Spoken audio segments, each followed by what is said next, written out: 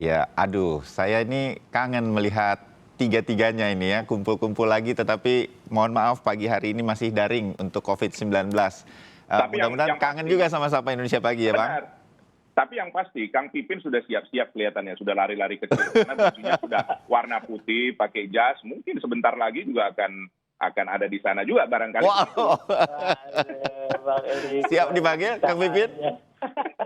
Gimana tuh? Siap-siap juga dipanggil ya? Ya, kami istiqomah oposisi, insya Allah. Wow, Meskipun bukan main. sama Oke. Pak Jokowi atau Bang Eriko, ya kan? Kami siap. Ya, kita gali lebih dalam. Kita gali lebih dalam. Bang Eriko dulu. PDI Perjuangan tanggapannya tampaknya nggak terlalu kaget dengan situasi seperti ini, tetapi banyak yang menyatakan juga, pengamat terutama, kemudian melihat apa yang disampaikan Presiden, Presiden harusnya nggak usah bilang-bilang begitu. Kalau mau reshuffle, reshuffle saja. Situasi ini justru bikin kisruh. Bang Eriko? Ya, jadi begini. Kalau dari kami sebenarnya, kan karena Pak Joko Widodo kan adalah kader PDI Perjuangan dan menjadi kader terbaik dari partai yang menjadi presiden, menjadi presiden dari seluruh masyarakat Indonesia. Kalau kita melihat sebenarnya setiap masa ada pemimpin, setiap pemimpin ada masanya. Dan kalau kita berbicara jujur, memang beliau mempunyai karakter yang khusus, karakter yang memang khas, yang memang tidak sama dengan yang lain. Dan ini sebenarnya kalau kita melihat cara-cara beliau, ini kan sebenarnya memberikan peringatan, begitu ya, kalau kita melihat secara jernih, bahwa ya kalau memang mau mengadakan reshuffle kan bisa saja sudah langsung dilakukan. Betul. Tapi dalam situasi ini sebenarnya, situasi ini kan bukan situasi yang normal. Ini situasi yang luar biasa sebenarnya, yang tidak dialami hanya oleh bangsa Indonesia saja, oleh seluruh dunia. Nah, dalam situasi yang sangat tidak normal ini, yang disebut beliau new normal, kalau saya mencoba ini namanya hidup baru sekarang, pola baru, pola hidup yang lebih sehat. Nah, dalam situasi yang seperti ini tidak bisa bekerja dengan cara-cara yang normal, cara-cara yang biasa, harus cara-cara yang luar biasa. Nah, kalau kami menerjemahkan apa yang disampaikan oleh beliau itu mengingatkan kepada kita semua, bukan hanya kepada para menteri, bahwa dalam situasi ini mari kita, kalau Ketua Umum kami menyampaikan, mari kita bergotong royong skala besar. Kemarin pun kami bertemu dengan BPK yang difasilitasi oleh Ibu Ketua DPR untuk membicarakan hal ini. Karena bisa saja kan, dalam penyaluran-penyaluran ini juga karena kekhawatiran terhadap masalah hukum, nah ini yang harus kita selesaikan secara bersama. Ini juga harus diperhitungkan, Mas. Ini bukan berarti tidak mungkin hal seperti itu. Nah, segala hal, mari kita bekerja sungguh-sungguh untuk menyelesaikan masalah ini. Contoh, di DPR saja, pada saat reses pun kami bekerja untuk mengawasi hal ini. Nah, beberapa hari yang lalu kami bertemu dengan Menteri Keuangan. Nah, dalam realisasinya ternyata sudah jauh lebih baik. Benar yang disampaikan oleh Pak Juliari Batubara, Kementerian Sosial sendiri sudah 60,38% dari penggunaan anggaran yang seharusnya dilakukan. Jadi itu sudah sangat besar. Bahkan kalau secara total dari Bansos, BLT, dan lain-lain, itu sudah mendekati 30%, Mas. Jadi memang progresnya ini baik. Pada saat beliau mengingatkan itu, memang itu yang harus dilakukan oleh beliau untuk memberikan juga motivasi kepada seluruh menterinya. Ya, saya ke sana nanti Bang Eriko, tapi bahwa sebenarnya apa yang terjadi yang mungkin nanti Bang Eriko dan teman-teman di PDI Perjuangan, para menteri yang dari PDI Perjuangan mungkin menyampaikan juga ke PDI Perjuangan apa yang sebenarnya terjadi. Saya akan sampai ke sana sedikit nanti. Tapi PDI Perjuangan siap ya kalau ada menteri yang kemudian harus di-reshuffle. Bisa jawab singkat mengenai ini? Begini, itu adalah hak prerogatif Presiden, Mas. Dan itu adalah kader kami. Tentu kita yang paling di depan untuk mendukung apapun yang dilakukan beliau untuk kebaikan rakyat Indonesia. Artinya begini, orang banyak khawatir, aduh ini nanti kalau diganti, Presiden bisa nggak mengganti dengan yang menurut dia bisa bekerja. Jadi kemudian tidak diatur lagi oleh partai politik di belakang siapapun partai politik pendukung misalnya, Bang Eriko. Kami kan tidak ingin mendikotomikan antara partai politik, antara katakan kader partai politik dengan yang di luar itu. Apakah semua yang kader partai politik tidak mumpuni? Kang Pipin saja mumpuni. Apakah beliau bukan kader partai politik? Oke. Kan begitu kan? Lamarannya sudah jelas sekali nih Kang Pipin ya. Timothy Marbun juga boleh. Kenapa tidak boleh? Kan dia mendengarkan nih. Oke. Iya, seperti itu. Ya, yang penting pakai kemeja putih dan mampu lari-lari kecil, begitu. Dan sudah pakai jas. Dan Sudah pakai jas. itu terlihat kan. Oke, saya pindah dulu ke Kang Maman. Kang Maman, PKB sendiri ada beberapa kadernya di sana. Siap juga, tidak apa-apa kalau ini dilakukan atau ingin ada semacam pembelaan begitu, apa yang sebenarnya terjadi, Kang? Yang pasti kita sangat memahami kekecewaan dan marahnya Pak Presiden. Apalagi detik-detik beliau mengatakan, jangan biasa saja, jangan linear. Itu kelihatan sekali dari gestur dan dari kemarahan itu menjadi apa yang menjadi representasi publik sebenarnya, bahwa kabinet harus bekerja dan memiliki sense of pandemi.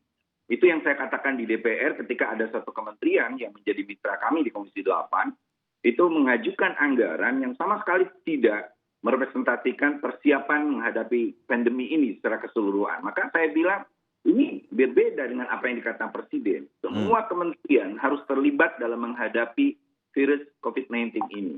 Nah, yang kedua, kita sekali lagi sangat mendukung apa yang dilakukan oleh Presiden untuk lalu melihat bagaimana kabinet ini semua bekerja keras menyelesaikan COVID-19 ini. Karena tidak menutup kemungkinan kalau kita gagal menghadapi COVID-19 ini, kita akan masuk kepada resesi ekonomi. Setelah itu kita ada resesi global. Nah, ini sebenarnya kita, satu, tentu PKB dari awal mendukung kepemimpinan Jokowi dan juga mengharapkan agar semua kabinet bekerja keras, tidak sekedar biasa dan linear, tetapi punya kemampuan sendiri dalam COVID-19.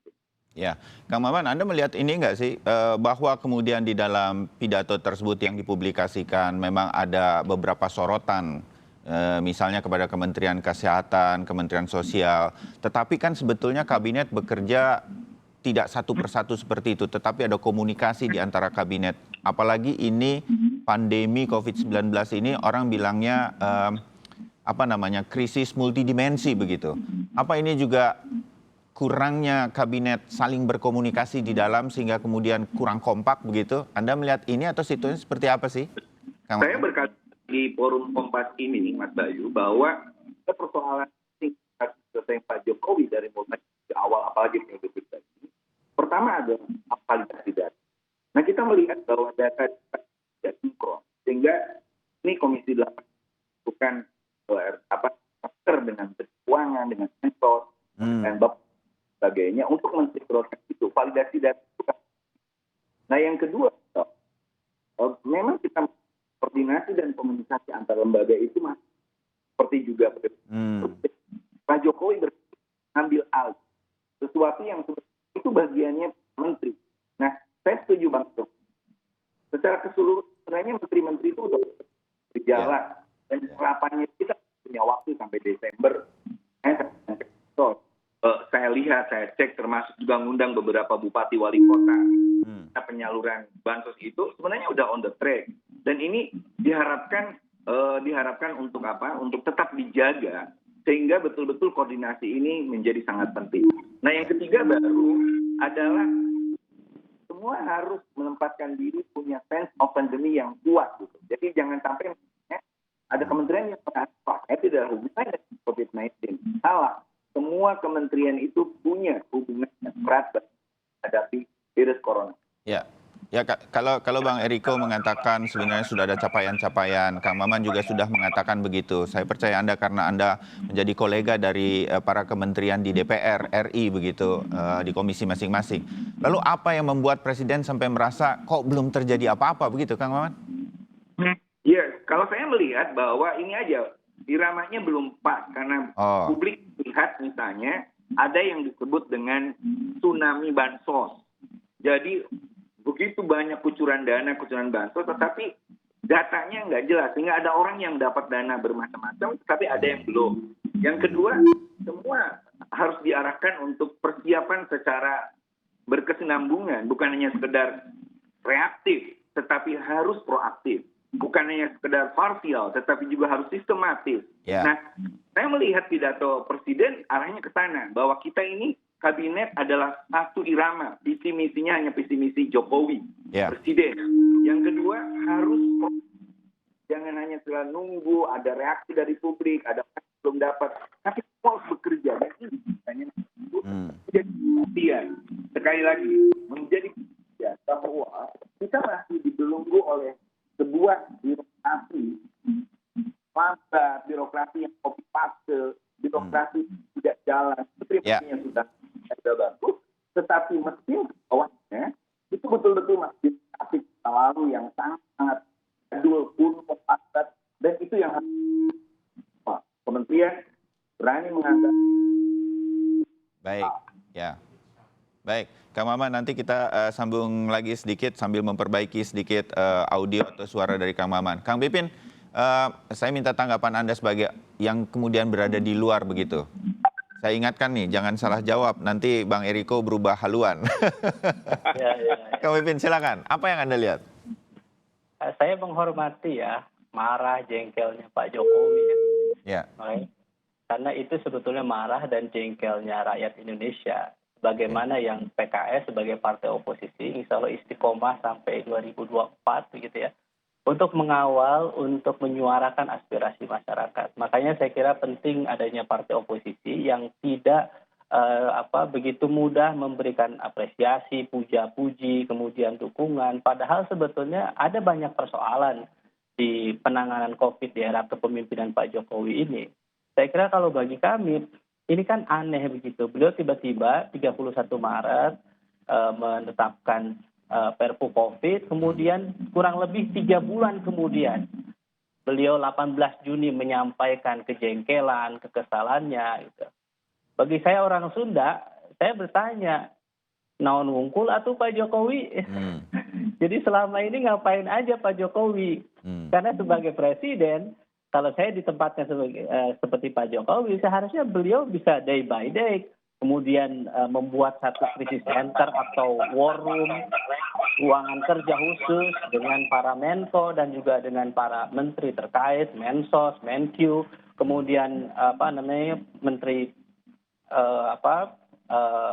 tenaga kerja dan yang lainnya untuk memantau setiap hari. Ini kira-kira Pak Mensos kenapa bantuan tidak turun misalnya? Oh Pak, karena datanya tidak siap. Oh, kapan kira-kira bisa siap? Oh Pak, karena ini percetakan plastiknya yang ada tertulis bantuan presiden belum selesai. Seharusnya Pak Jokowi itu tidak perlu disablon pakai nama bantuan presiden. Masyarakat butuh cepat, seharusnya itu yang dilakukan oleh Pak Jokowi begitu. Jadi dia tahu gitu mana skala prioritas. Saya melihat bahwa ini ada kepemimpinan Pak Jokowi, tidak melihat bahwa ini skala prioritas, sense of crisis-nya tiba-tiba 3 bulan kemudian baru memahami itu, seharusnya ya dia lakukan. Oh masalah keuangan misalnya, dia nanya ini masalah keuangan apa?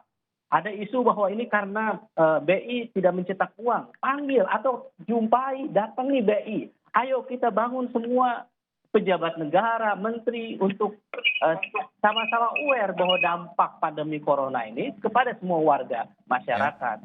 Dampaknya bagaimana jutaan orang terkena PHK. Jengkelnya Pak Jokowi tidak membuat Pak Jokowi itu di PHK sebagai presiden. Tapi jutaan orang warga negara Indonesia terdampak corona, banyak yang di PHK. Mereka terdampak penghasilannya. Banyak walaupun begini, Kang Pipin, Kang Pipin, COVID-19 juga menjadi sesuatu yang datang secara tiba-tiba kan. Seluruh dunia, tidak hanya Indonesia, juga ada gagapnya menghadapi ini semua. Bahkan Singapura, Amerika Serikat saja mungkin jadi jauh lebih buruk dibanding dengan Indonesia untuk menanganinya. 3 bulan kan waktu yang sebetulnya cukup singkat untuk mengatasi Indonesia dari Sabang sampai Merauke. Jadi hal-hal semacam itu bisa saja Anda katakan misalnya, oh ini harusnya begini. Kalau situasinya memang tidak luar biasa, ini pandemi COVID-19 yang kita juga terkaget-kaget bagaimana penyebarannya begitu cepat. Sampai sekarang saja masih mencoba kita untuk menahan. Harapan Anda apa kemudian yang dalam kurun waktu tertentu, seberapa lama kemudian hal ini kemudian bisa ditanggulangi dengan baik? Jangan lupa kita punya birokrasi dan lain-lain yang sebetulnya nggak boleh ditabrak-tabrak. Tetapi ini bagaimana situasinya harus dilakukan menurut Anda? Ya betul, saya kira ini penting ya. Jadi keanehan dari 75 triliun hanya 1,5% yang diserap begitu ya. Dan kemudian tiba-tiba Pak Jokowi jengkel begitu ya. Saya ingin mengatakan you get what you inspect, not what you expect. Jadi kalau kita berharap bahwa itu semuanya berjalan dengan baik, begitu ya, tanpa kita mengawal, memastikan bahwa semua birokrasi itu bekerja, dalam bayangan saya, ketika setiap menteri misalnya diberikan pos-pos anggaran, diberikan kegiatan, program yang terkait dengan penanganan COVID ini, seharusnya memang pengawasannya, kemudian turun ke lapangan, memastikan bahwa ini berjalan, itu dilakukan oleh Pak Jokowi. Dan Pak Jokowi langsung memberikan direction kepada seluruh birokrasi. Jadi saya kira setiap hari kita selalu mendengar tentang update corona dari sisi berapa yang positif, berapa yang meninggal. Tetapi kita tidak melihat kira-kira Pak Jokowi memberikan capaian-capaian keberhasilan atau yang sudah dilakukan. Apa kelemahannya?